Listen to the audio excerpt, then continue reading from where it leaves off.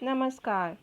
तो आज की हमारी कहानी प्रसिद्ध उपन्यासकार प्रेमचंद जी द्वारा रचित दो बैलों की कथा है।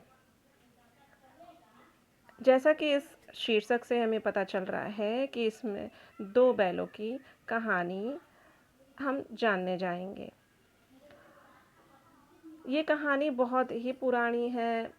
हम सब ने एक या दो बार तो अपने जीवन में सुनी ही होगी, पर जब भी सुनते हैं हमें इस कहानी को सुनने का जो आनंद प्राप्त होता है वो हर बार नया ही लगता है।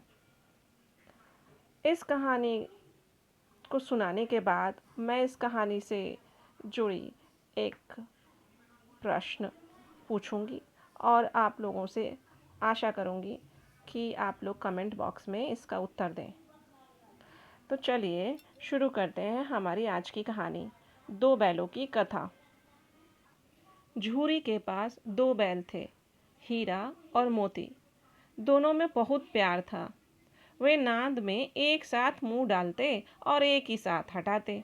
झूरी उनके चारे पानी का बड़ा ध्यान रखता था। वो कभी भूल कर भी उन्हें मारता पीटता नहीं था। पशु भी प्यार का भूखा होता है।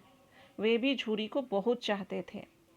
झूरी की पत्नी का भाई गया एक बार हीरा और मोती को कुछ दिन के लिए अपने गांव ले जाने लगा।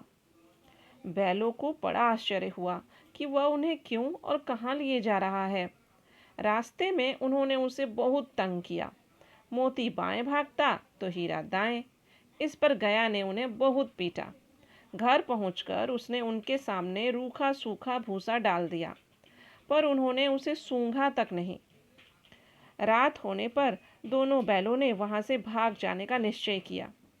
उन्होंने जोर लगाकर रस्सियां तोड़ डाली और भाग निकले। सुबह होने पर जब झूरी ने उन्हें थान पर खड़ा देखा तो वह सब कुछ समझ गया और प्यार से उन पर हाथ फेरने लगा। परंतु झूरी की पत्नी उन्हें देखकर जल भुन गई। उसने उनके सामने रूखा सूखा भूसा डाल दिया। फिर भी वे खुश थे। अगले दिन गया फिर आया। इस बार वह उन्हें गाड़ी में जोत कर ले चला। रास्ते में मोती ने चाहा कि गड्ढे में ढकेल दे, पर हीरा समझदार था। उसने गाड़ी संभाल ली। जैसे तैसे हीरा घर पहुंचा। अब गया ने उनसे बड़ा सख्त काम लेना शुरू किया।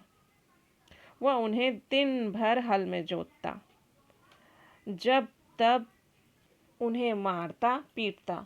शाम को घर लाकर मोटे मोटे रस्सों में बांधकर उनके सामने रूखा सूखा भूसा डाल देता।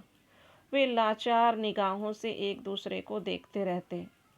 गया के घर में एक छोटी सी लड़की रहती थी। वह बैलों की दुर्दशा देखती तो उसे बुरा लगता। वह रात को चुपके से उन्हें रोटी खिलाती। दोनों बैल उसके प्यार के सामने अपनी मार और अपना अपमान भूल जाते। एक दिन मोती रस्सी को चबाकर तोड़ने की कोशिश कर रहा था। वह लड़की आई और उसने दोनों बैलों को खोल दिया। दोनों वहां से भाग निकले। थोड़ी देर बाद जब गया को पता चला तो वो भी उनके पीछे दौड़ा, पर उन्हें पकड़ ना सका। अब हीरा और मोती आजाद थे। रास्ते में उन्हें एक सांड मिला। वो उनकी ओर लपका तो हीरा मोती के होश उड़ गए। भागना बेकार था, इसलिए दोनों ने साहस से काम लिया। सांड ने आकर हीरा पर वार किया तो मोती ने उस पर पीछे से सींगों से चोट की। सांड घबराया। वह किसी एक को मारकर कचूमर निकाल देता, पर यहाँ दो थे। मिलकर काम करने में बल है। दोनों ने मिलकर सांड को भगा दिया। मोती कुछ दूर उसके पीछे दौड़ा, पर हीरा ने उसे दूर तक ना जाने दिया। दोनों अब बड़े प्रसन्न थे। आगे चले तो रास्ते में मटर का खेत दिखाई दिया। भूख तो लग रही थी। हरी मटर देखकर भूख और भी तेज हो गई। खेत में घुस गए और लगे मटर खाने। अभी पेट भरा भी न था कि खेत के रखवालों ने उन्हें देख लिया।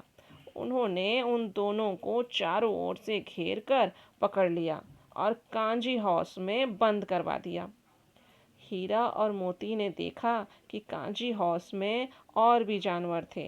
भैंसे, घोड़े, घोड़ियाँ, गधे सब कमजोर और दुबले पतले। वहाँ किसी के लिए न चारे का प्रबंध था न पानी का।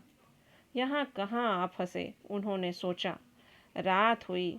मोती ने हीरा से कहा कि अगर दीवार तोड़ दी जाए तो बाहर निकला जा सकता है। उसने सींगों से दीवार गिराने का प्रयत्न किया। 2-4 चोटों में ही थोड़ी सी दीवार गिर गई। उसका उत्साह बढ़ा तो उसने और जोर से चोटें लगानी शुरू कर दी। दीवार में रास्ता बनते ही पहले तो घोड़ियां भागी, फिर भैंसे और बकरियां। मोती ने गधों को भी सींग मार मार कर भगा दिया। उसने हीरा से भी चलने को कहा, पर हीरा ने मना कर दिया। सुबह होने पर कांजी हाउस वालों ने देखा तो उन्हें बड़ा आश्चर्य हुआ। उन्होंने हीरा और मोती को नीलाम कर दिया। नीलाम में सबसे ऊंची बोली बोलकर एक व्यापारी ने उन्हें खरीद लिया। वह दोनों को लेकर अपने गांव की ओर चला। मार खाते खाते और भूख सहते सहते हीरा मोती बहुत कमजोर हो गए थे। उनकी हड्डियां निकल आई थी। भूख प्यास से व्याकुल बैलों में कुछ दम बाकी नहीं रहा था। वे चुपचाप व्यापारी के साथ चलने लगे। रास्ता उन्हें जाना पहचाना लगा तो ना जाने कहाँ से दम आ गया। वे दोनों तेजी से भागे। आगे आगे दोनों बैल, पीछे पीछे व्यापारी। पर जब तक उन्हें पकड़े तब तक तो दोनों बैल अपने घर पहुंच चुके थे। बैलों को देखकर झूरी को बड़ी खुशी हुई। वह उनसे लिपट गया। इतने में व्यापारी भी आ पहुंचा और उन्हें मांगने लगा। मोती ने आओ देखा ना ताओ, वह व्यापारी पर झपटा। व्यापारी जान बचाकर वहां से भागा। झूरी की पत्नी भी भीतर से दौड़ी आई। उसने दोनों बैलों के माथे चूम लिए। तो थी ना मज़ेदार कहानी, थोड़ी सी दर्द भरी और थोड़ी सी हिम्मत वाली भी। तो अगर कहानी को ध्यान से सुना है तो इस प्रश्न का उत्तर दें कि गया कौन था और वह दोनों बैलों को कहाँ ले जा रहा था। धन्यवाद।